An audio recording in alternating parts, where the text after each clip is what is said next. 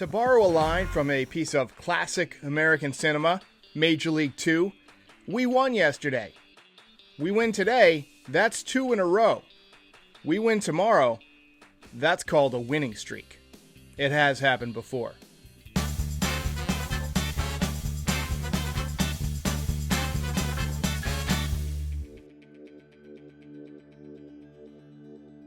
How's it going, everybody? The Yankees are trying to get back to 500 tonight, 5-5. They take on the 4-5 Blue Jays, who are down a couple of players, and they are playing in TD Park in Dunedin, Florida.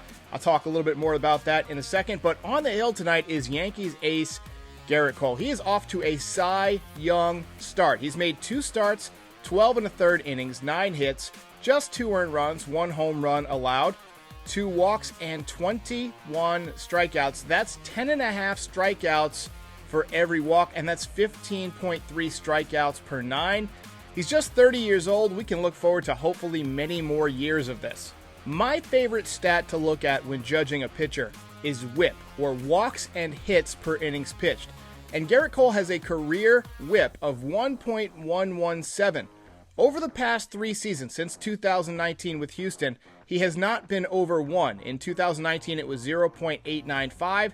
Last year, it was 0.959. And this year, it's 0.892 so far. So allowing less than 1 base runner per inning is usually a pretty good way to keep runs off the board. Now, he does occasionally have issues with the home run ball. That happens to a lot of guys who throw very hard. Max Scherzer allows home runs.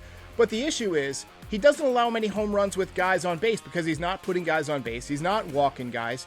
He's just been great. And yesterday, he was tutoring Gary Sanchez in between innings. He was tutoring Jordan Montgomery after he came out of his start. He's really being a great team leader. I just love everything about Gerrit Cole. Now, they mentioned this about 37 times on the broadcast yesterday, but the Yankees don't even have to leave their hotel to begin their next series. They're going to be playing the Blue Jays at TD Park in Dunedin, Florida. Now, this is kind of a minor league / spring training facility, so it doesn't have the multiple decks. So expect the wind to be a factor. On high fly balls, they could either get knocked down or they could carry out of the ballpark, as often happens in spring training. The Blue Jays are off to a 4-5 start, same as the Yankees. Marcus Semien leads the team with 3 home runs. Vladimir Guerrero is hitting .379 with 8 RBIs in 9 games, off to a red-hot start. And he's fun to watch, even though he kills the Yankees sometimes.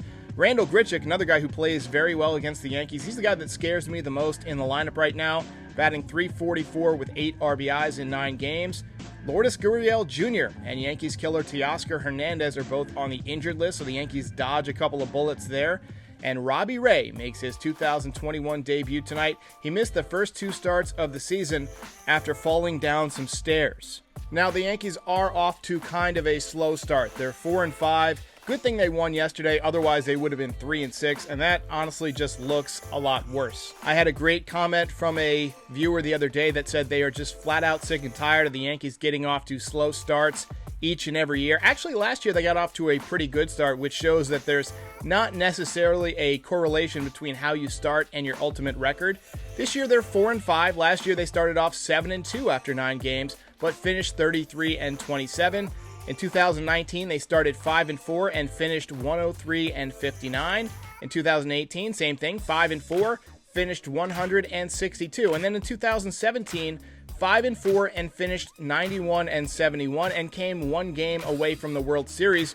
Probably should have been there except for the cheating Houston Astros. So that just shows you that the team can change as the season goes along. You can get hot.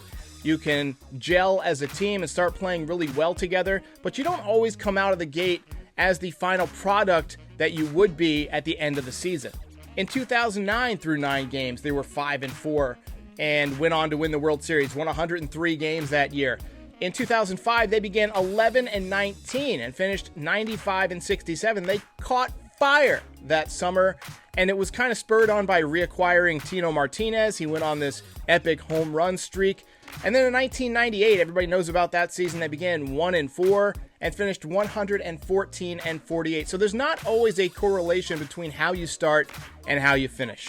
If you look at their numbers in total, there are 4 guys on the Yankees offense that are actually off to pretty good starts. Gary Sanchez has a 962 OPS, a 173 OPS plus. He's batting .296 with 2 home runs and 4 RBIs so far. DJ LeMahieu, even though he got off to a really slow start and has hit into some key double plays, he's batting .297, 1 home run, 3 RBIs, 855 OPS. And Gio Urshela is starting to heat up, batting .323. He's consistently over 300 the past few years. Might be time to get him up in the order a little bit. 1 home run, 4 RBIs, went 453 feet yesterday, 828 OPS.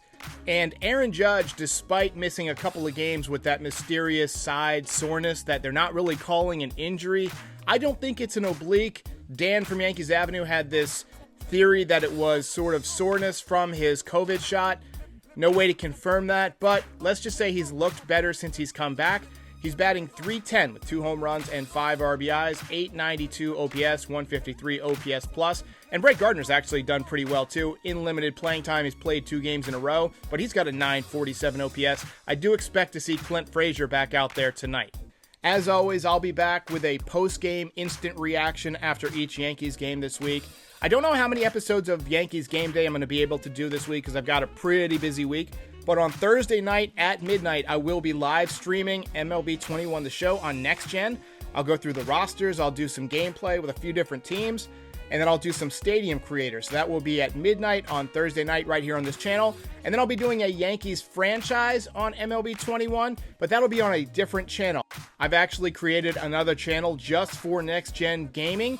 It's called Streamski Gaming, and the link is in the description, so please go give that a subscribe if you're interested in watching some next-gen MLB 21 gameplay from franchise mode. If you enjoyed this video, please like and subscribe. It helps other Yankees fans find the channel.